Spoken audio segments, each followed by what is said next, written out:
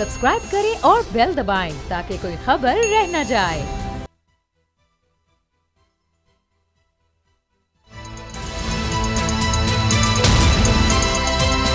अब पता चला। बिस्मिल्लाहिर्रहमानिर्रहीम, अस्सलाम वालेकुम। मैं हूं मोहम्मद उसामा गाजी और आप देख रहे हैं अब पता चला। दुनिया आज यौम सहाफ़त मना रही है और पाकिस्तान में रियासत का चौथा सुतून कहलाने वाली सहाफ़त को अपनी हिफाजत की फिक्र खाई जा रही है। सच बोलना जितना दुश्वार हमारे मुल्क में है, शायद ही दुनिया में कहीं और हो। इस मैदान में हम 180 की फहरिस्त में 197वें नंबर पर हैं। तल्ख में 197वें नंबर पर हैं। तल्ख हकीकत यह है कि आमरीत हो या जमहूरियत, साफ़ी हमेशा अरबाब इख्तियार के निशाने पर रहे हैं और जमहूरियत की चैंपियन कहलाने वाली PDM के दौर में तो जुल्म की इंतहा हो गई है। साफ़ियों पर ज़मीन तंग कर दी गई है। ये 13 जमाती हुकूमत ही है जिसके दौर में सहाफ़त के शहीदों की फहरिस्त तवील तर होती चली जा रही है। सियासत नहीं, रियासत बचाओ के दावेदारों ने तो सहाफ़त को नाकाबिले मुआफ़ी जुर्म बना दिया है। फ्रीडम नेटवर्क के मुताबिक PDM के एक साला दौर में सहाफ़ियों, मीडिया प्रोफेशनल्स और ऑर्गेनाइजेशंस के खिलाफ धमकियों और हमलों के कम अज़ कम 140 केसेस रिपोर्ट हुए हैं। किसी भी मुल्क का दारुल हुकूमत महफूज तरीन शहर तस्वुर किया जाता है, मगर सितम देखिए कि पाकिस्तान में सहाफ़त के लिए सबसे ज़्यादा ख़तरे वाला शहर हमारा दारुल हुकूमत इस्लामाबाद ही करार पाया है। ये कहा जाए कि हुकूमती जबर का सबसे ज़्यादा निशाना बोल न्यूज़ बना है तो शायद गलत ना हो। बोल न्यूज़ के सीनियर एंकर पर्सन शहीद अरशद शरीफ को पहले मुल्क छोड़ने पर मजबूर किया गया और फिर इन्हें कीनिया में जिस बेदर्दी से शहीद किया गया, ये बड़ा जुल्म है। मगर इससे बड़ा सितम यह है कि इतने हाई प्रोफाइल केस में भी 8 महीने गुजरने के बाद इंसाफ का नामो निशान नहीं मिल रहा। सच का गला घोंटने के लिए बोल न्यूज़ के को चेयरमैन शेब शेख को भी गिरफ्तार किया गया। बोल के शाहिद असलम को भी सच बोलने का खमियाजा भुगतना पड़ा। बोल न्यूज़ इस्लामाबाद के ब्यूरो चीफ और हमारे को होस्ट सिद्दीक जान को दफ्तर के बाहर से दिन दिहाड़े अगवा किया गया। इन्हें झूठे मुकदमे में फंसाने की भरपूर कोशिश की गई। हद तो यह हुई कि नून लीग की चीफ ऑर्गेनाइजर मरीम नवाज ने भी सिद्दीक जान के खिलाफ ट्वीट करके इन्हें मुजरिम बनाने की पूरी कोशिश की। बोल न्यूज़ के एंकर पर्सन इमरान रियाज खान के साथ क्या जुल्म होता रहा, यह नज़ारा भी पूरी दुनिया ने देखा। और अब बोल के मार्केटिंग हेड आकाश राम 23 दिन से लापता है। दुनिया में हमारी जग हसाई हो रही है, मगर यह तजर्बाकार हुकूमत हर मामले से लापरवाह, सिर्फ इंतखाबात से फरार की साजिशें बुन रही है। इलेक्शन कमीशन भी हुकूमती आलाकार बना है, जिसका काम ही इलेक्शन कराना है, वो इंतखाबात से इनकार कर रहा है और सुप्रीम कोर्ट को कानून पढ़ा रहा है। दावा यह है कि इलेक्शन की तारीख देकर सुप्रीम कोर्ट ने इलेक्शन कमीशन के इख्तियारात में मुदाखलत की है। यही नहीं, 14 मई की तारीख को लेकर इलेक्शन कमीशन ने सुप्रीम कोर्ट में नजरसानी की दरखास्त भी दायर कर दी है। इसी से प्रोग्राम का आगाज करेंगे। सैयद मुजम्मिल शाह मेरे साथ हैं, सिद्दीक जान ने भी ज्वाइन किया। सिद्दीक, इलेक्शन कमीशन तो कह रहा है सुप्रीम कर दी है और अपने इख्तियारात से सुप्रीम कोर्ट ने तजावुज़ कर दिया है, यहां तक बात पहुंच गई है अब। बिल्कुल, इस पर तो हम बात करेंगे, लेकिन सबसे पहले उसामा गाजी साहब, क्योंकि आपने जिस तरह से अरशद शरीफ साहब का जिक्र किया, मैं एक चीज़ की निशानदेही ज़रूर करना चाहूँगा कि हुकूमत जो कि इस वक्त लगता है कि सोलतकार बनी हुई है कातलों की, आलाकार बनी हुई है कातलों की, और लगता है कि इन्हें कातलों से बड़ी हमदर्दी है, तो इन्होंने एक वारदात इन्होंने शुरू की है और वो ये है कि जो सरकारी FIR दर्ज की गई है उसके इन्होंने ट्रायल शुरू कर दिया है। और ट्रायल शुरू करके और इन्होंने जो अली उस्मान साहब हैं, जो अरशद शरीफ साहब के बहुत करीबी दोस्त, साथी, भाई, उनके टीम मेंबर, उनको और अरशद शरीफ साहब की एहलिया को जो है वो नोटिस जारी कर दिए। तो ये मैं बता रहा हूँ आज अपने नाजरीन को कि क्योंकि इस हुकूमत के 3 माह रह गए हैं, 3 सवा 3 माह रह गए हैं, तो अब कोशिश ये है कि इन 3 सवा 3 माह के अंदर ये जो जाली ट्रायल है, ये जो एक कवर स्टोरी है, इसको मुकम्मल किया जाए। इस ट्रायल को मुकम्मल करके और वो 2 लोग जो पाकिस्तान में हैं ही नहीं, उनको कन्विक्ट कर दिया जाए कि जनाब वो कातिल थे। और देखें जी, माशाल्लाह नून लीग ने अपने दौर में अरशद शरीफ के कातलों को पकड़ तो नहीं लिया, यानी उन तक पहुँच गई। तो ये एक ज़रूर एक चीज़ है जो मैं अपने नाज़रीन के सामने रखना चाहता हूँ, सबके सामने रखना चाहता हूँ कि ये एक नई इन्होंने चीज़ शुरू की है कि अरशद शरीफ साहब के केस को नून लीग का दौर इक़्तिदार ख़त्म होने से पहले बंद करने की जो मनसूबाबंदी है उस काम पर आगाज़ शुरू कर दिया गया है, उसके ऊपर काम शुरू कर दिया गया है। और कोशिश यह है कि ये जो एक अच्छे बच्चे जो बैठे हुए हैं, जो चाबी वाले खिलौने बैठे हुए हैं, इनके होते होते अरशद शरीफ के कत्ल और उनकी शहादत बेदर्दी के साथ जो उनको शहीद किया गया, उस चैप्टर को क्लोज़ कर दिया जाए। तो मैं ये ज़रूर बताना चाहता हूँ इस हुकूमत को, और ये जिस तरह से ये सारा ड्रामा कर रहे हैं, अरशद शरीफ साहब को अगर एक लम्हे के लिए मैं बात करूँ कि हम भूल भी जाएँ, खुदा न खास्ता अल्लाह ना करे कि वक्त आए कि हम अरशद साहब को भूल जाएँ, पाकिस्तान के लोग अरशद शरीफ साहब को नहीं भूलने लगे। आज भी हम जहाँ जाते हैं लोग ज़ारो कतार रोने लग जाते हैं। कितने लोग मिलते हैं जो दिखाते हैं कि हमारे मोबाइल के प्रोफाइल पर हमारे जो स्क्रीन के ऊपर तस्वीर अरशद शरीफ साहब की लगी हुई है। कितने लोग रोज़ाना, सैकड़ों लोग उनकी कब्र पर जाते हैं, हज़ारों लोग रोज़ाना उनके लिए ट्वीट्स करते हैं। लाखों लोगों ने आज भी अपनी जो प्रोफाइल पिक्चर है जो अपनी ट्विटर के ऊपर वो अरशद शरीफ साहब की लगाई हुई है। तो इसलिए मैं इस हुकूमत को ये बता देना चाहता हूँ कि अव्वल तो हम कभी नहीं भूलेंगे, इंशाल्लाह ना भूलने देंगे किसी को, ना कातलों को। हम कंप्रोमाइज़्ड हो भी जाएं तो पाकिस्तान के अवाम इससे पीछे नहीं हटेंगे। अब जो आपने बात की इलेक्शन कमीशन की, देखें इलेक्शन कमीशन जो है वो बिल्कुल अब उनकी जो ज़बान उन्होंने इस्तेमाल किया अपने रिव्यू में। अच्छा, रिव्यू के वाले से भी मैं आपको बता दूँ, उसामा गाजी साहब के आई थिंक 20 अप्रैल की तारीख थी, वो मुझे पहले याद नहीं रहा, वरना मैं कहता टीम को कि हम वो निकालें। 19 या 20 अप्रैल को मैंने एक खबर दी सुप्रीम कोर्ट ऑफ पाकिस्तान में। उस वक्त जब ये उस दिन की बात है जिस दिन 4 बजे दोबारा समाअत होना थी, उस दिन मैंने ये खबर दी कि इलेक्शन कमीशन ने रिव्यू जो 4 अप्रैल का फैसला है उस पर रिव्यू जो है वो करने का फैसला किया है। सुप्रीम कोर्ट से रजू किया जाएगा। सुप्रीम कोर्ट में जो है वो सुप्रीम कोर्ट को कहा जाएगा कि आप अपना 4 अप्रैल का फैसला वापस लें जिसमें आपने 14 मई को इलेक्शन करने के अहकाम दिए हैं। लेकिन उस दिन हुआ क्या, इलेक्शन कमीशन ने जैसे ये बोर्ड पर खबर चली और उसके बाद एक और चैनल पर चली, 2 चैनलों पर खबर चलने के बाद इलेक्शन कमीशन ने तरदीद कर दी, ट्वीट कर दिया कि जनाब ऐसी तो कोई बात नहीं है, ये गलत खबर है, फेक खबर है। लेकिन आज आपने देखा इन्होंने रिव्यू दायर कर दिया है और इसका मकसद ये था, डिसाइडेड पहले से था, यहाँ तक लाने का मकसद ये था क्योंकि कल 4 तारीख है, 4 आखिरी दिन था, 1 महीने का वक्त होता है रिव्यू दायर करने के लिए। अब मकसद सिर्फ ये था कि ताकि टाइम ज़्यादा से ज़्यादा गुजर जाए और हम अब 3 तारीख को ये अदालत को बता रहे हैं कि आपका तो दायर अख्तियार नहीं था, आप इलेक्शन की तारीख नहीं दे सकते थे, आप दूसरे इदारों में मुदाखलत कर रहे हैं, आप गैर आईनी काम कर रहे हैं, आप गैर कानूनी काम कर रहे हैं, आपने 14 मई की इलेक्शन की तारीख देकर बहुत गलत किया। और हमने यानी इलेक्शन कमीशन ने, जो पहले खुद कहते थे कि हमने इलेक्शन की तारीख हम नहीं दे सकते, वो कहते हैं हमने 30 अप्रैल को जो 8 अक्टूबर किया वो बिल्कुल ज़बरदस्त किया, ग्राउंड रियलिटीज़ को देख के किया है, इदारों की रिपोर्ट्स को देख के किया है। लेकिन सुप्रीम कोर्ट ने ग्राउंड रियलिटीज़ को देख के फैसला नहीं किया, तो लिहाजा सुप्रीम कोर्ट अपने फैसले को वापस ले। तो अब इलेक्शन कमीशन जो है, जो कि मुसलसल ये नज़र आ रहा है कि वह हुकूमत के एक आलाकार है, सहूलतकार है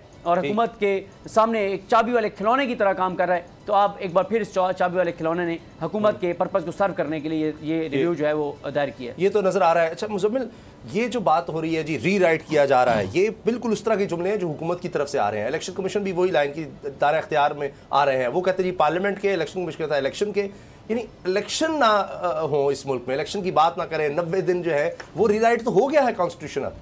बिल्कुल ऐसे ही है। और ख्वाजा आसिफ साहब ने भी ये बात की है कि 14 मई को किसी भी सूरत PDM का कोई भी स्टेक होल्डर जो है वो ये होने नहीं देगा कि इलेक्शन अनाउंस कर दे, करवाना तो दूर की बात है।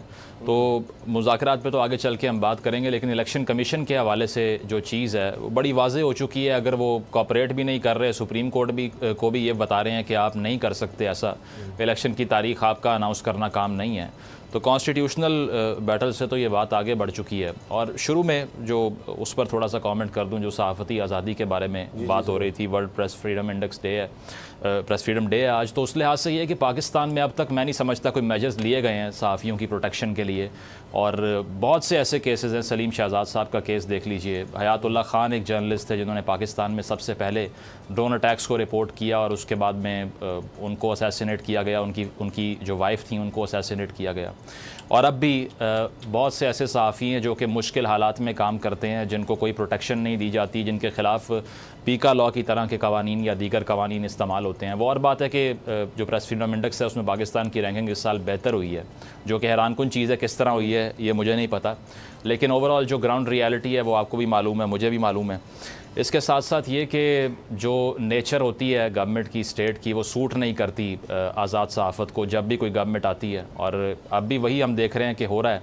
तो इसमें गवर्नमेंट को भी चाहिए कि इंटरनेशनली जो राइट्स हैं उनको रिस्पेक्ट करे सहाफ़ियों के, और साथ साथ ये कि आज़ादी सहाफ़त के लिए हमें भी आवाज़ उठानी चाहिए। ऑब्वियसली जितने लोगों की यहाँ पर ज़िंदगियाँ गई हैं, जो थ्रेट्स में काम करते हैं, जिन पर FIRs होती हैं, तो वो एक ऐसा माहौल नहीं है जिसमें इंडिपेंडेंटली आप बात कर सकें। आगे बढ़ के जो इलेक्शन की हम बात कर रहे हैं, तो उसमें यही है कि जिस तरह से फवाद चौधरी साहब ने कल बात की है कि नून लीग के अंदर एक ग्रुप है जो कि असल जिसका कसूर है कि वो मुज़ाकरात होने देना नहीं चाहता, और उन्होंने यही कहा है कि मरीम नवाज़ साहिबा के जो करीब लोग हैं, जिनमें जावेद लतीफ़ साहब हैं, एहसन इकबाल हैं, ख्वाजा आसिफ हैं, दरअसल उनकी वजह से मुज़ाकरात जो हैं वो नाकाम हो रहे हैं। और ये बात हम पहले भी अपने शो में कर चुके हैं कि नून लीग अंदर से भी डिवाइडेड है, इसीलिए कुछ आवाज़ें हम मुख्तलिफ देखते हैं जो उठती हैं मुज़ाकरात को लेकर के ये नहीं होने चाहिए या फिर ये ज़बरदस्ती करवाए जा रहे हैं। और मैं समझता हूँ कि उन्हीं की राय प्रिवेल की है और उन्हीं की जीत हुई है बिलाखिर।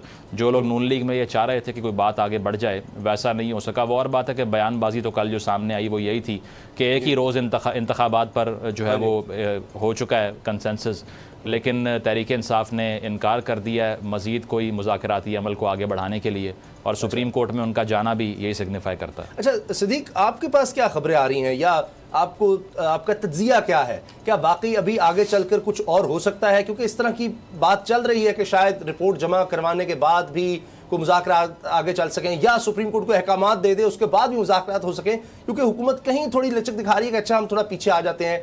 और बजट के हवाले से तहरीक इंसाफ शायद कुछ लचक दिखाने को तैयार हो गई, अच्छा बजट पेश करके आप निकल जाएं, कुछ जल्दी बजट पेश कर दें। तो कोई अब भी उम्मीद है या कहानी ख़त्म है मुज़ाकरात की? मुझे तो नहीं लगता। अगर तो इन मुज़ाकरात के पीछे अगर कुछ और ताकतें, कुछ और इदारे आ जाएँ तो फिर तो ये कामयाब हो सकते हैं, क्योंकि हुकूमत इस वक्त पता है आपको कि वो खुद फैसले नहीं करती, उनके फैसले कहीं और होते हैं।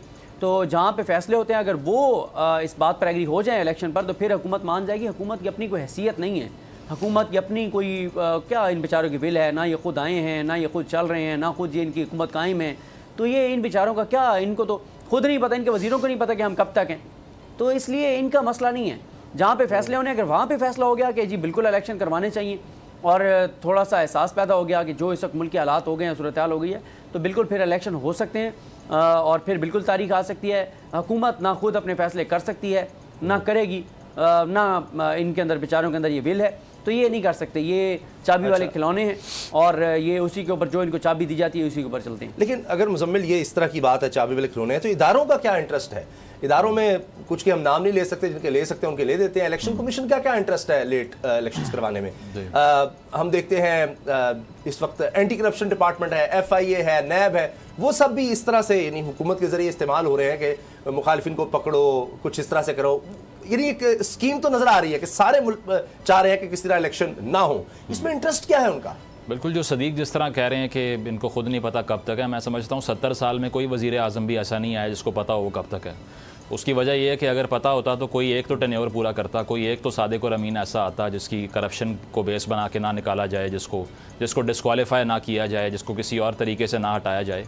तो ये एक ओवरऑल ही जो पाकिस्तान का एक इंस्टीट्यूशनल बैलेंस ख़राब है, और ये सिर्फ इस हुकूमत के साथ नहीं है, ये शुरू से ही रहा है। इमरान खान साहब खुद कह चुके हैं कि मेरी हुकूमत में भी यही मसला था कि इक़्तिदार मेरे पास था, इख्तियार मेरे पास नहीं था। नैब का चेयरमैन मैं नहीं लगा सका, इलेक्शन कमीशन का चेयरमैन जो है वो इलेक्शन कमीशन का चेयरमैन कहीं और से नाम आया, मैंने एक्सेप्ट कर लिया, उसको बाद में मालूम हुआ कि ये तो नून लीग का आदमी है। तो यहाँ पर जो सिविलियन सुप्रेमेसी है, ये शुरू से हमें पता है कि वो कभी भी इन्फोर्स नहीं हो सकी, और अब की हुकूमत भी वही जो है वो दिखा रही है कि उनके हाथ में वो आम फैसले नहीं हैं जो कि होने चाहिए।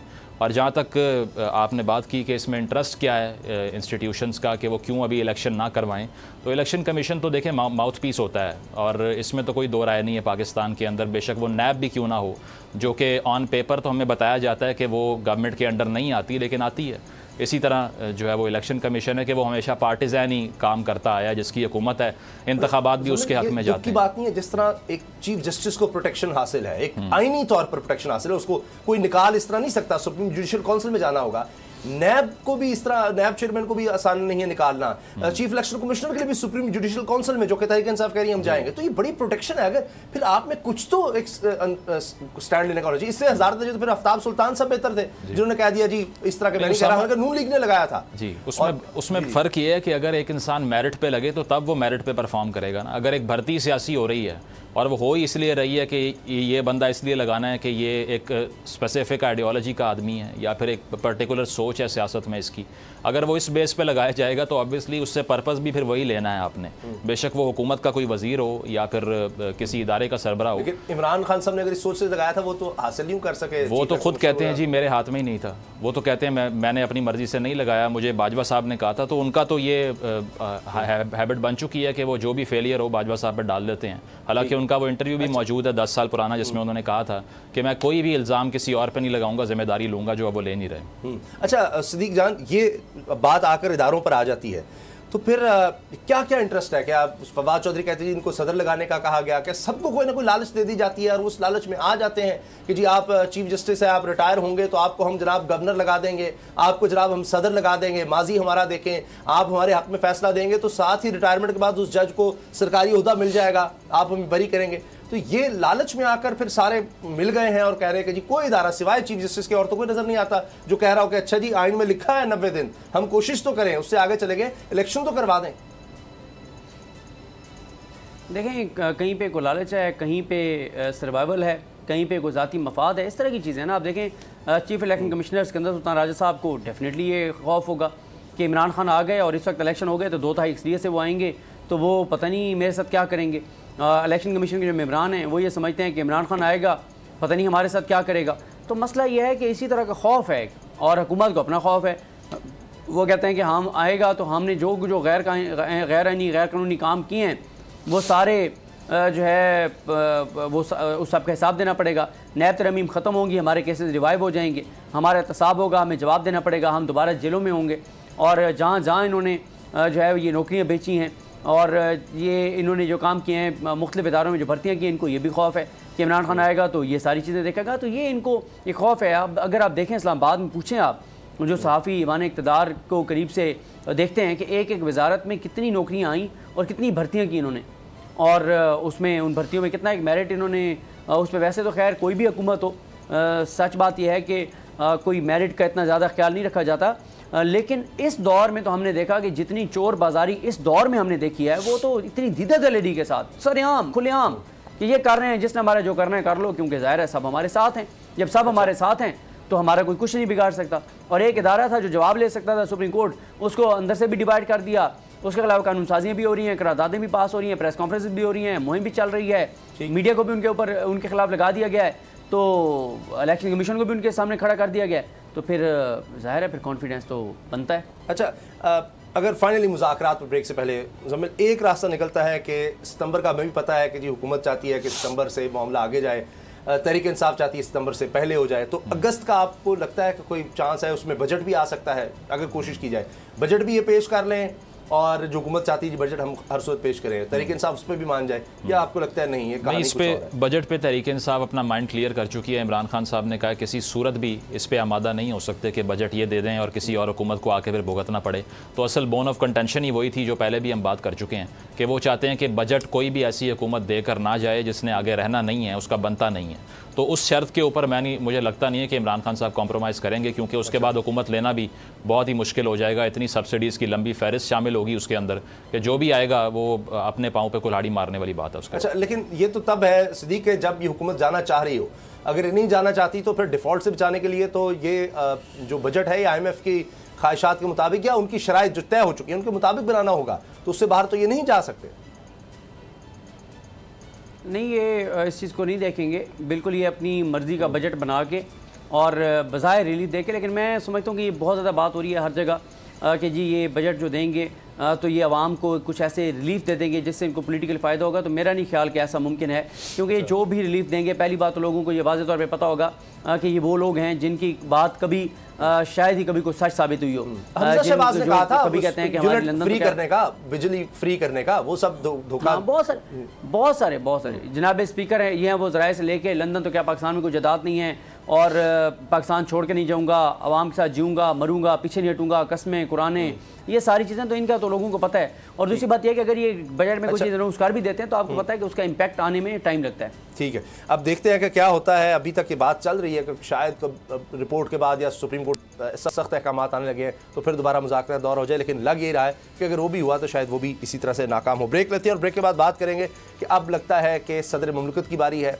पहले चीफ जस्टिस के खिलाफ बन रहे थे जनाब कवानीन, उनकी ताकत कम करने के लिए, अब सदर की बारी आ गई है, पता नहीं अभी और किस किस की बारी आनी है। ब्रेक के बाद बात करते हैं। अब पता चला। पहले जनाब चीफ जस्टिस के हवाले से आपने देखा प्रैक्टिस एंड प्रोसीजर बिल आया गया कि जी चीफ जस्टिस सो मोटो नहीं ले सकते, कमेटी होगी, इसी तरह से बेंच नहीं बना सकते। अब सदर पाकिस्तान के हवाले से भी आ रहा है कि जी इलेक्शन की तारीख जो है वो सदर नहीं, उनके लिए कोई ज़रूरी नहीं है। और कानून एक्शन एक्ट के सेक्शन 57 और 58 में तरमीम की तजवीज़ की मंजूरी हुई है और अब जनाब ये इलेक्शन कमीशन इंतखाबात की तारीख के लिए सदर से मुशावरत का पाबंद वैसे था, अब वो चाह रहे हैं कि ये पाबंदी ना रहे। लेकिन मुज़म्मिल ये ना हो कि ये अब इसको बना दे कानून और कल को पता चले कि जनाब हमें तो इलेक्शन कमीशन भी जो है ना वो ठीक नहीं मिला, इलेक्शन कमिश्नर बदल भी सकता है और फिर जो आज हुकूमत में है वो अपोजिशन में हो और उनको एतराज़ नज़र आ रहा हो कि ये नहीं होना चाहिए था। एक हेड ऑफ स्टेट, एक जिस तरह हम देखते हैं कि प्राइम मिनिस्टर या काबीना कोई फैसला करती है या असेंबली कोई बिल बनाती है तो वो सदर ने दस्तखत एक क्या कहें कि एक रिवायती तौर पर है, वरना तो कानून बन जाता है। तो वो छीनने से कहीं आपको लगता है कि ये गड़बड़ हो सकती है रियासती स्तरों में, या इससे कोई फ़र्क नहीं पड़ता कि दे दें सारा इख्तियार इलेक्शन कमीशन? देखिए, शॉर्ट टर्म लेजिस्लेशन है और प्रोविजनल लेजिस्लेशन है, इसमें अगर देखा जाए तो कोई विजन तो इन्वॉल्व नहीं है ऑब्वियसली, लेकिन मेरा ख्याल है तहरीक इंसाफ की जो इस चीज़ को लेकर रिकमेंडेशन कि आप वन टाइम जो है वो अमेंडमेंट कर लें कॉन्स्टिट्यूशन के अंदर, अगर आपने डिले करना भी है इलेक्शन को और इस पर हमारा कोई इत्तेफाक हो जाता है तो वो फिर भी कुछ प्रैक्टिकल नज़र आ रही थी चीज़ कि आपने अगर छेड़छाड़ करनी है कानून के साथ तो उसमें आप मेंशन कर दें कि ये सिर्फ एक दफ़ा एप्लीकेबल है, इसके बाद ये ख़ुद ऑब्सोलीट हो जाएगी। लेकिन हमने देखा यही है कि वो काफ़ी कवानीन इनको अब तब्दील करने पड़ रहे हैं। उसकी वजह यह कि उस पर तो वो नहीं माने। सदर का ओहदा तो वैसे भी सेरेमोनियल है, क्योंकि जिस तरह से 18वीं तरमीम हुई उसके बाद तो वैसे ही जो कुछ पावर बची थी वो भी ख़त्म हो गई, तो उसके बाद तो सिर्फ ये सिग्नेचर कर देना या फिर इलेक्शन कमीशन से मुशावरत के बाद, अभी भी प्रेसिडेंट का टोटल इख्तियार तो नहीं है इलेक्शन की तारीख देने का, क्योंकि इलेक्शन कमीशन से मुशावरत ज़रूरी है। तो डेट तो वहीं से आनी थी, इन्होंने सिर्फ आगे से एग्री करना था। तो फिर भी हमने देखा 30 अप्रैल वाली उन्होंने दी और इलेक्शन कमीशन ने कहा जी नहीं, अक्टूबर में, उन्होंने तारीख खुद ही दे दी। बिल्कुल ऐसे, जहाँ उन्हें मर्जी करनी है कुछ भी कर दे, ऐसे ही है। तो इसमें यह है कि यूनानिमस तो उनका डिसीजन पहले भी नहीं था, लेकिन अब मजीद उनकी पावर को कर्टेल किया जा रहा है जब तक आरिफ अलवी साहब ऑफिस में होंगे, और उनका भी चंद महीने के बाद जो है वो कुछ ना कुछ वो चेंजेस करने पड़ेंगे वहाँ भी। तो मुझे लगता है कि ये कानून के साथ पाकिस्तान की पूरी तारीख में यही हुआ है कि 6 महीने 1 साल से ऊपर की सोच नहीं होती। जो भी अमेंडमेंट करनी हो उसका विजन सिर्फ इतना होता है कि अगले इलेक्शन में फ़ायदा होगा या नहीं होगा। और कभी कोई नवाज शरीफ साहब की तरह अमीरुल मोमिनीन खुद को डिक्लेयर करवा रहा होता है कॉन्स्टिट्यूशन में लिखवाने के लिए। इसके अलावा बड़ी लेजिस्लेशन हमने पहले देखी हैं, PCO के तहत हल्फ दिलवा देते हैं मुशर्रफ साहब आके, और अयूब साहब ने भी अपना कॉन्स्टिट्यूशन बना लिया, जाने से पहले उसको भी ख़त्म कर दिया ताकि ईस्ट पाकिस्तान का कोई बंदा आके पावर एक्सरसाइज ना कर ले। तो यहाँ पर मजाक ही हुआ है शुरू से आइन के साथ, और अब भी जो छेड़छाड़ है सारी वो सिर्फ शॉर्ट टर्म पॉलिटिकल गेन के लिए है। ये कोई जेन्युइन आवाम के लिए लेजिस्लेशन तो हो नहीं रही, ना ये सारी सियासी जंग में कोई आवाम की बात है। अब ये जो मुजम्मिल ने बात की बड़ी ज़बरदस्त है सदीक के, हमने एक शिक छेड़ी है आइन की, एक वो 90 दिन के अंदर इलेक्शन का, वो मामले से हम हिले और देखें अब क्या क्या करना पड़ रहा है। कभी वो चीफ जस्टिस के हवाले से उसी वक्त जल्दी जल्दी लेजिस्लेशन करनी पड़ रही है, अब सदर के लिए भी करनी पड़ रही है जिसका आवाम से कोई ताल्लुक नहीं है। आज तक इसकी कभी ज़रूरत नहीं पड़ी, कभी ये सोच ही नहीं आई, क्योंकि ये इलेक्शन इस तरह से डिले होने की कभी नौबत नहीं आई थी। तो अब पता चल रहा है कि नहीं, ये सदर के पास इख्तियार कहाँ से आ गया जो कि उसके पास उस तरह नहीं है। मुशावरत के लिए तो 2 दफ़ा सदर ने बुलाया इलेक्शन कमीशन को कि जी आज मुशावरत के लिए बैठ जाए। 30 अप्रैल की तारीख में मुशावरत से आ गई, उस पर भी अमल नहीं हुआ। तो पता नहीं अभी और क्या क्या करना पड़ जाएगा। देखिए, ये बिल्कुल ये इलेक्शन में ना जाने के लिए बहुत सी कानून साजियाँ मज़ीद भी करेंगे, और उस सब का आपने बिल्कुल दुरुस्त कहा कि आवाम से कोई तल्लुक़ नहीं है, आवाम को उसका कोई फ़ायदा नहीं हो रहा। इनके आज तक के जितने भी इक़दाम हैं, कोई एक ऐसा इक़दाम अपना नहीं बता सकते, कोई एक अपना एक्ट ऐसा नहीं बता सकते, कोई एक ऐसी कानून साजी नहीं बता सकते जो आवाम के लिए की गई हो या जिसका फ़ायदा आवाम को हुआ हो। तो फिर बताएं कि ये क्या, ये किस मकसद के लिए ये हुकूमत है, ये किस मकसद के लिए इक़्तिदार में। तो वो मकसद इनकी ज़ात है, इनका मफाद है, इनके ज़ाती केसेस हैं, इनके ज़ाती मामलात हैं। और ये बात तो ज़ाहिर है, ये आप खुद खुल के कह चुके हैं कि जनाब अगर हम इमरान खान को ना हटाते इस्टेब्लिशमेंट के साथ मिल के, तो इमरान खान नवंबर में ये तकर्री कर देते और हमने चौकों और चौराहों पे हमने लटके हुए नज़र आना था, हमारा तसाब हो जाना था, हमने जेलों में होना था। ये एक वाहिद मकसद था और वो मकसद पूरा हो गया। तो अब इनसे पूछना ये चाहिए कि आपका जो वाहिद मकसद था वो आपका पूरा हो गया है, आपने अपने करप्शन केसेस बंद करवा लिए हैं, आपने अपने जो भी मामलात हैं, जितने मुजरिम सारे आपने कर लिए। तो अब और क्या चीज़ रह गई है जो जिसके लिए आप इक़्तिदार से चिपके हुए हैं और जिसकी वजह से आप इक़्तिदार में रहने के लिए आपका कौन सा ऐसा काम रह गया कि जिसकी वजह से आप ऐसी कानून साजियां कर रहे हैं। जावेद लतीफ़ साहब ने कहा तो है, उन्होंने कहा नवाज शरीफ का वापस आना बाकी है, ये रह गया। देखिए मुज़म्मिल भाई, नवाज शरीफ साहब के भाई की यहाँ पे हुकूमत है, उनके भाई वज़ीर आज़म हैं, तो और क्या उनको मतलब आप क्या चाहते हैं? और क्या हो, उनके भाई वज़ीर आज़म हैं, उनके जो यहाँ पे मोहसिन नकवी साहब वज़ीर आला पंजाब हैं, निगरान वज़ीर आला पंजाब हैं, और वो उनके भतीजे हमजा शहबाज से ज़्यादा नवाज शरीफ के ताबेदार हैं। यानी वो काम जो हमजा शहबाज नहीं कर सके वो मोहसिन नकवी ने आगे किया और वो कर रहे हैं। वो तो माफ़ी मांग गए आज जाके, देखा होगा आपने। वो माफ़ी उन्होंने शुजात साहब से मांगी है ना। जी जी बिल्कुल, आप ठीक कह रहे हैं। वो शुजात साहब से उन्होंने मांगी है कि जी वो मामला हमारा परवेज़ इलाही साहब के साथ था, तो आपके दरवाजे के ऊपर भी दस्तक दे दिया, तो गुस्ताखी हो गई है, तो माफ़ी मांगने पहुंच गए हैं। तो आप इसी से अंदाज़ा लगा लें कि क्या लोग हैं ये। यानी परवेज़ इलाही साहब के घर के अंदर चार दीवारी का तकद्दुस पामाल किया गया, ख़वातीन को जिस तरह से जो उनके साथ किया गया वो सारा बिल्कुल ठीक था, उसके ऊपर कोई माफ़ी नहीं है, कोई रिग्रेट नहीं है, कोई शर्मिंदगी नहीं है, कोई निदामत नहीं है। और चौधरी शुजात के दरवाज़ा क्योंकि उस पर दस्तक दे दी है, वो बहुत बड़ी गुस्ताखी हो गई। यानी चौधरी शुजात के घर का दरवाज़ा जो है वो उन ख़वातीन की इज़्ज़त, एहतराम और उनके वक़ार से ज़्यादा अहम है कि जिनकी तज़लील की गई, और जो कुछ चौधरी परवेज़ इलाही के घर के साथ किया गया, तो ये इनका ये सारा मामला है। तो अब जी मैं इसमें अब जो बात ये आ रही है कि जी अब सदर से इख्तियार लेकर सारा इलेक्शन कमीशन को दे दिया जाए, लेकिन मुज़म्मिल ये तो टाइम टेस्टेड है, हज़ारों साल की एक सोच होती है। जब ये आइन 1973 का बनाया गया तो सोच समझ कर बनाया, ये ऐसे ही नहीं बैठ, पूरी दुनिया को स्टडी किया गया, आइन किस तरह से बने, क्या क्या रिफॉर्म्स हुई, सबको देख कर और बड़े हालात से गुजर कर कौमों ने आगे चलना सीखा। तो उसमें यह होता है कि अपोजिशन लीडर ऐसे नहीं होता, राजा रियाज जैसा होगा तो कोई अच्छा नहीं होगा। आपको अगर कोई तनकीद करने वाला नहीं होगा, कोई पॉइंट आउट करने वाला नहीं होगा, तो कोई दुनिया का निज़ाम अच्छा नहीं चला। तो जब आप कोशिश करेंगे अच्छा सदर से भी हम इख्तियार ले लें, अच्छा वहाँ दे दें जहाँ हमारा फ़ायदा है, राजा रियाज जैसा हमें अपोजिशन लीडर भी चाहिए, ऐसा ही हमें चीफ जस्टिस भी चाहिए, ऐसे ही लोग हमें इदारों में भी चाहिए, हमें निगरान सेटअप भी ऐसा चाहिए। तो जब आप इस तरह की सोच से जाते हैं तो कभी ये तारीख में तो कोई इस तरह से हुकूमत को अच्छा काम नहीं कर सकी, अच्छी कारकर्दगी नहीं दिखा सकी। बिल्कुल, अगर सारी पॉलिटिकल फोर्सेस जो हैं वो एक ही पेज पर आ जाएं तो वो यही होता है जो दूसरी जंग अजीम से पहले हिटलर साहब ने किया जर्मनी में, या फिर जो है वो मुसोलिनी ने किया इटली के अंदर, कि अगर सारी अपोजिशन को ही ख़त्म कर दें। हिटलर ने भी एक अमेंडमेंट पास की थी ना, जिसको एनेबलिंग एक्ट कहते हैं, और उसने उसके थ्रू ये कह दिया कि कोई भी कानून साजी जो कि मेरे अगेंस्ट हो वो वैसी लाकानूनियत के मुतरादिफ है। तो यहाँ पर भी हम ये देखते हैं कि हर किसी की कोशिश यही होती है कि जितनी भी आवाज़ें अपोजिशन बेंच से आ रही हैं उसको बंद कर दो, ताकि कोई भी हमें मसला कोई ना हो कि हम जो काम करना चाह रहे हैं उसको चैलेंज कोई ना करे। बिल बुलडोज किए जाते हैं, एक घंटे में 40 लेजिस्लेशन पास हो जाती हैं, कोई डिबेट नहीं होती उसके ऊपर, आवाम देखती नहीं है कि क्या डिबेट हुई हमारे जो है वो फ़ायदे के लिए, या कोई इंटरेस्ट कंटेस्ट किया कि ये क्यों पास किया जा रहा है, क्या किया जा रहा है, नहीं समझ आती किसी को। इसी तरह जो कश्मीर के इलेक्शन में हमने मिसाल देखी है अभी आज़ाद कश्मीर के, उसमें भी देख लीजिए आपके क्या हुआ है। तमाम पार्टियां जो है वो एक ही विंग में आके बैठ गई हैं और सब ने कहा कि हम नज़रियाती तौर पे मुत्तफ़िक़ हैं और मुतफ़िक़ा उम्मीदवार लेकर आ जाते हैं। अब वहाँ भी कौन अपोजिशन करेगा हमें नहीं मालूम। यहाँ भी यही हो रहा है कि एक पार्टी ने चलें गलत काम किया, मैं भी कंडेम करता हूँ उसको कि असम्बलियों से निकलना कोई अच्छी रवायत नहीं है, लेकिन वापस आने की कोशिश की, आपने नहीं आने दिया, क्योंकि आप चाहते ही नहीं कि डेमोक्रेटिक प्रोसेस में अगर उन्होंने ऐसा कुछ किया जो गैर जमहूरी है तो आप जमहूरियत की मिसाल कायम कर लेते, आपने भी नहीं की।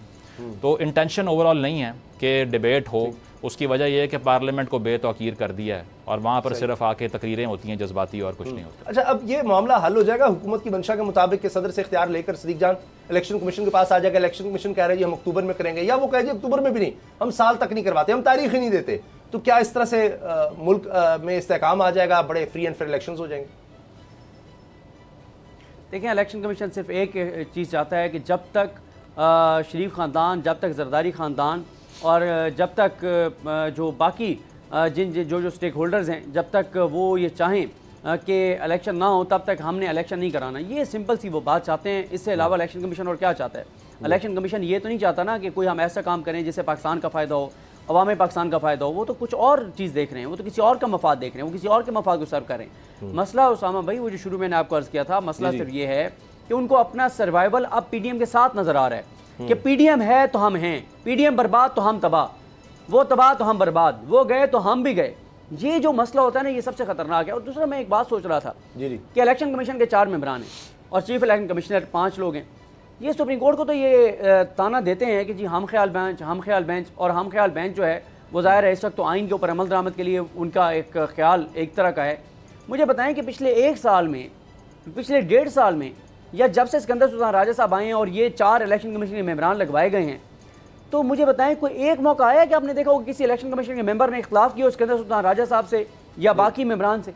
सारे एक पेज पर हर फैसले में मुत्तफिक, हर फैसला बिल्कुल एक इत्तेफाक के साथ, ये कैसे हो गया?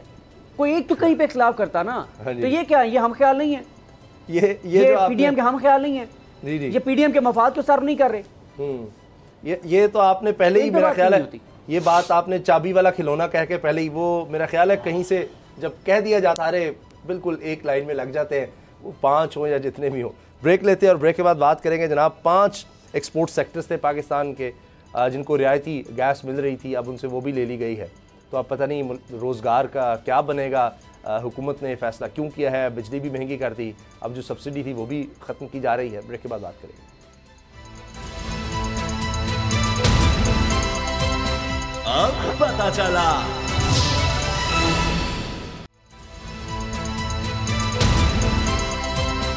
अब पता चला।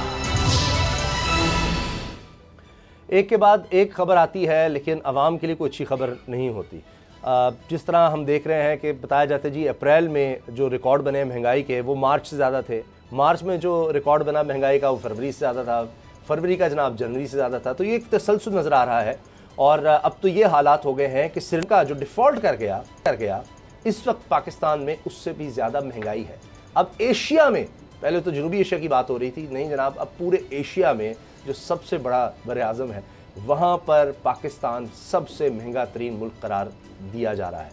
ये बड़ी ही खौफनाक बात है। एक तरफ महंगाई का बढ़ना और दूसरी तरफ आपकी जो बेरोज़गारी है वो भी बढ़ रही है। तो ये तो अब दो धारी तलवार चल रही है, आपकी प्रोडक्शन हो नहीं रही, बेरोज़गारी बढ़ रही है और महंगाई भी साथ बढ़ रही है। तो लोगों के पास रोज़गार भी नहीं है कि वो उस महंगाई का मुकाबला कर सकें। अब इसी दौरान जो हमारा एक बहुत बड़ा सेक्टर, सबसे बड़ा सेक्टर माना जाता है, वो टेक्सटाइल का सेक्टर है और उसको बरात दी गई थी। अब ये एक डिबेटेबल चीज़ है, क्यों दी गई, नहीं देनी चाहिए थी। बहुत से ममालिक जो हैं अपने कुछ सेक्टर्स को देते हैं, एक्सपोर्ट सेक्टर, और कहा जाता है जी कंपेटेबल भी नहीं हो सका इस वजह से, लेकिन कुछ और देते हम इस मुल्क को या इसकी इंडस्ट्री को, बजाय इसके कि सिर्फ रियल एस्टेट सेक्टर हमने यहाँ पर बूम करते देखा है। तो हम कोई मैन्युफैक्चरिंग की तरफ आते हैं, कोई इंडस्ट्री की तरफ आते हैं। अब इंडस्ट्री के लिए बुरी खबर यह है, 5 एक्सपोर्ट सेक्टर्स, ये एक्सपोर्ट हैं जिनको हमने करके फिर डॉलर कमाने होते हैं। Textile, sports, surgical, leather, Jutes, इनको $9 पर RLNG की सप्लाई खत्म कर दी गई, यानी 80 अरब रुपए की सब्सिडी ये खत्म की गई है। सदीक जान, बड़ी अच्छी बात है कि आपने 80 अरब की सब्सिडी यहाँ भी खत्म कर दी, लेकिन हुकूमती सतह पर कितनी जो उनको सब्सिडीज मिल रही हैं, पेट्रोल मिल रहा है, उनको मरात मिल रही हैं, TADAs मिल रहे होते हैं, जो गाड़ियाँ मिल रही होती हैं, जो टूर्स मिल रहे होते हैं, जो इलाज मिल रहा होता है, उसमें भी कोई कटौती कर देते हैं। ये जहाँ से कोई रोज़गार मिलना है सिर्फ वहीं पर कटौती करनी होती है। देखो उसामा भाई, ये जो सब्सिडी इन्होंने ख़त्म किया, ये एक टेक्निकल ज़ाहिर पॉइंट है, मुझे इसकी डिटेल्स तो नहीं पता कि इसका क्या इम्पैक्ट है और ये दुरुस्त सब्सिडी थी नहीं थी, ये तो कोई जो एक्सपर्ट वो बता सकता है। लेकिन देखें, मैंने कहीं किसी से सुना था या पढ़ा था, किसी ने लिखा था या कहा था, वो बड़ी ज़बरदस्त बात थी कि जिस वक्त तक हमारी जो अशराफिया है, और अशराफिया में भी हमारे फ़ैसला साज हैं जिनका पाकिस्तान के फ़ैसले करने में किरदार है, जिस वक्त तक उनके बच्चे पाकिस्तान के सरकारी स्कूलों में नहीं पढ़ेंगे, उनका और उनकी फैमिलीज़ का इलाज जो है वो सरकारी अस्पतालों में नहीं होगा, जब तक उनका ये मुफ्त बिजली, मुफ्त गैस, मुफ्त कनेक्शन, मुफ्त ये सारी चीज़ें, ये मरात ये बंद नहीं होती, तब तक पाकिस्तान ठीक नहीं हो सकता। उसकी वजह ये है कि देखें, अगर पाकिस्तान के फ़ैसले जिसने करने हैं और उसका घर चल रहा हो मुफ्त, उसका किचन चल रहा हो मुफ्त, उसका पेट्रोल हो मुफ्त, उसकी बिजली हो मुफ्त, उसके टिकट हो मुफ्त, उसकी ट्रैवलिंग हो मुफ्त, तो उसके बच्चे पढ़ते हों बाहर, पैसा उसके पास खुला हो, रियासती वसाइल उसके पास हो, तो उसे क्या पता चलेगा कि मुल्क के अंदर 23 करोड़ के साथ क्या हो रहा है? उसको तो नहीं पता चलेगा। पता तो उसी को चलेगा ना जो उससे गुजर रहा होगा। तो इसलिए जब तक ये नहीं होगा कि इनके साथ भी वही हो जो आम लोगों के साथ होता है। अब मुझे बताएं कि आटे की लाइनों में तो आम आदमी लगा है, और वो जो आम आदमी आटे की लाइनों में लगा हुआ था, वो दीगर जो चीज़ें मुफ्त आटे के साथ जो बाकी चीज़ें खरीद रहा है, उसके ऊपर वो टैक्स दे रहा है, जो टैक्स फैसला साजों के घर के किचन चलाने के लिए इस्तेमाल हो रहा है। और हुकूमत, वजीर शजीर सारे उनके सारे मरात, उनका सारा कुछ अवाम के टैक्स से पैसों से चल रहा है। ये असम्बली के जो इतने इजलास हुए हैं, मुझे बताएं क्या ये जितने इजलास हुए इनके ऊपर जो अवाम के टैक्स का पैसा खर्च हुआ है, क्या वहाँ फैसले अवाम के लिए हुए हैं? क्या वहाँ पे मनसूबा साजी अवाम के लिए हुई है? क्या कानून साजी अवाम के लिए हुई है? नहीं हुई। तो ये इसका, जब तक ये 3 चीज़ें नहीं होंगी, 3-4 चीज़ें नहीं होंगी, तब तक जो है वो कोई इसका हल नहीं है।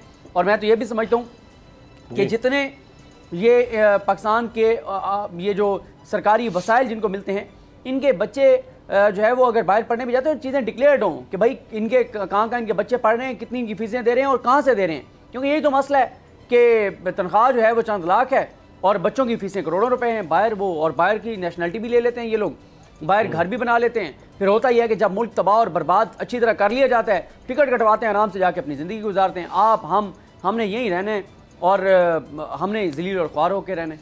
अच्छा, अब इसमें इसहाक डार साहब आए, उससे पहले मिफ्ता इस्माइल साहब थे। एक साल अब ये कहेंगे जी कोई कम था, टाइम बहुत कम था, लेकिन उसमें कोई विजन तो होता है जिस सोच के साथ आप आते हैं। ये तो नहीं हो सकता कि आपको पता नहीं था जी इमरान खान साहब ने 150 का पेट्रोल कर दिया है तो क्या हालात है, क्यों किया है, आपको इस चीज़ की समझ अगर नहीं थी तो फिर आप क्या लेने आए। आप पहले भी हुकूमतों में रह चुके हैं, चीज़ों को देख रहे हैं। इतना ये नहीं होता कि आपको पता नहीं है सर्कुलर डेट किस तरफ जा रहा है। तो ये पहले कोई प्लान नहीं होता, आप बता दें जी 1 साल तक हमारा विजन ये है कि हमने ये गैस सेक्टर से ये टेक्सटाइल सेक्टर से गैस जो आपको सस्ती दे रहे हैं नहीं देंगे। तो कोई ऑल्टरनेटिव तो आप देते हैं। जो पहले ही हम ये रोते हैं जी हमारे यहाँ प्रोडक्शन नहीं है, मैन्युफैक्चरिंग नहीं है, यहाँ कोई हम ऐसा काम ही नहीं कर रहे हैं, आमदनी बढ़ानी है, एक्सपोर्ट हमें बढ़ानी होगी, ये तो ऐलान सब करते हैं। लेकिन अगर कहीं एक्सपोर्ट चल रही है तो वहाँ पर हमें ये करना पड़ जाता है कि जनाब ये तो सब्सिडी है, बड़ा मुश्किल है, हम बाकी आम घरों पे गैस भी महंगी दें, बिजली भी महंगी दें, तो इनको क्यों काम दें। लेकिन यहाँ पर रोज़गार भी होता है, तो क्या जाए। नहीं, इसमें मेरा ख्याल है एक वाहिद हल शायद ये रह गया कि फिर प्लॉट एक्सपोर्ट करना शुरू कर दें। इसके अलावा तो कुछ बना नहीं रहे। मतलब रियल एस्टेट सेक्टर की आपने बात की है इंट्रोडक्शन में, सारी की सारी इन्वेस्टमेंट भी उसी में है, उसको सेफ गार्ड करते हैं, उसी को एमनेस्टी स्कीम भी मिल जाती है, वो ब्लैक मनी को वाइट भी कर लेते हैं और सोसाइटियों पे सोसाइटियाँ बनाना शुरू कर देते हैं। तो ओवरऑल इकॉनमी जो है वो सारी सेंटर्ड ही उस पर है। उसके अलावा वो जो डेमोक्रेसी के लिए कहते हैं ना, for the people by the people, तो पाकिस्तान में ये है कि डेमोक्रेसी इस तरह से एक्सप्लेन हो सकती है कि for the elites and by the elites, कि वो कर भी एलीट रही है हुकूमत, और वो जो लेजिस्लेशन करती है, कानून साजी करती है, वो भी एलीट के लिए करती है। अमीर आदमी भी कोई अब बड़ी कोई ये सोसाइटी नहीं बना सकता। बहुत अमीर आदमी वही सिर्फ इस काम में रह गए, वही रह गए, पैसा डंप हो रहा है सारा। क्योंकि देखें ना, अगर मेरे पास 2 अल्टरनेटिव है कि मैंने इंडस्ट्री लगानी है या सोसाइटी बनानी है मैंने, तो मैं उसी की तरफ जाऊँगा जहाँ पर टैक्सेशन भी कम है, जहाँ मुझे हज़ारों जवाब नहीं देने पड़ेंगे हुकूमत को, जहाँ वो भी पार्टनरशिप करेंगे मेरे साथ और वो भी खाएंगे हम भी खाएंगे, तो मैं उसी तरफ जाऊँगा नेचुरली। पाकिस्तान में 2021 की UNDP की रिपोर्ट है, 17.4 बिलियन डॉलर का एलीट कैप्चर है, यानी कि तकरीबन 18 अरब डॉलर पाकिस्तान की एलीट हमारी इकॉनमी से निकाल के ले गई है, जो कि 6% ऑफ द इंटायर इकॉनमी है। और ये 1% जो क्लास है जिसकी मैं बात कर रहा हूँ, ये 10% वेल्थ ओन करती है, जो कि बड़े बड़े जो है वो डिसीजन मेकिंग चीज़ों के ऊपर बैठे हुए हैं, तो 10% उनके हाथों में है। इसके अलावा 18 अरब डॉलर वो निकाल कर लेके जा रहे हैं। इधर लाहौर में जहाँ हम बैठे हुए हैं, थोड़ी देर अगर हम लगाएं यहाँ से, तो मॉल रोड के ऊपर जो क्लब है 5,000 रुपये 1 साल का किराया देता है, जो एकड़ों पे मुहित है। मैं और आप जितना टैक्स देते हैं वो उससे बहुत ज़्यादा होगा। और एक एलीट क्लब जहाँ की मेंबरशिप लाखों रुपए में है, वहाँ पर कितने पैसे दिए जा रहे हैं? 5,000 रुपये, और कोई पूछने वाला नहीं है इसको। तो जो लीजिंग पे जगह दी हुई हैं वो भी अपने क्रोनीज़ को दी हुई हैं, वो भी खा रहे हैं, कोई पूछने वाला नहीं है। तो ये कानून साजी होती इसलिए ये वाली बड़ी तनकीद होती। गोल्फ क्लब से लेकर दीगर इस तरह की जो चीज़ें हैं आज भी बहुत ज़्यादा हैं। अगर उनको आप चलें, आपने कुछ अगर प्राइवेटाइज ही करना है या यही रियल एस्टेट का काम करना है तो उन पर कर दें। फिर बिल्कुल हम बागात को खत्म होता देख रहे हैं और सारा ही फोकस अमीर आदमी का भी। अब तो बड़ा आसान है इंडस्ट्रियलिस्ट के लिए, कोई इंडस्ट्री छोड़े उस पर प्लॉटिंग करके बेच दे। जी देखें, वो अगर मैंने इलेक्शन लड़ा है 20 से 30 करोड़ रुपए का, तो फिर मैं उसी क्लास का नुमाइंदा हूँ ना, जो अरबोपति क्लास है। अगर एक आम आदमी का नुमाइंदा मैं हूं तो इलेक्शन अगर लड़ ही नहीं सकते, इससे टाइम हमारे पास खत्म हो गया। लेकिन कोई भी हुकूमत हो, इसको अपनी प्रायोरिटीज और ये जिसको कभी कहते हैं चार्टर ऑफ इकोनॉमी जो भी है, ये सेट करना पड़ेगा, वरना हमारा मुल्क किसी तरफ नहीं जा सकेगा। जो हम एक्सपोर्ट की, रोजगार की बात करते हैं, हमारी प्रायोरिटी प्रोग्राम देखने का शुक्रिया, इजाजत दीजिए, अल्लाह हाफिज़।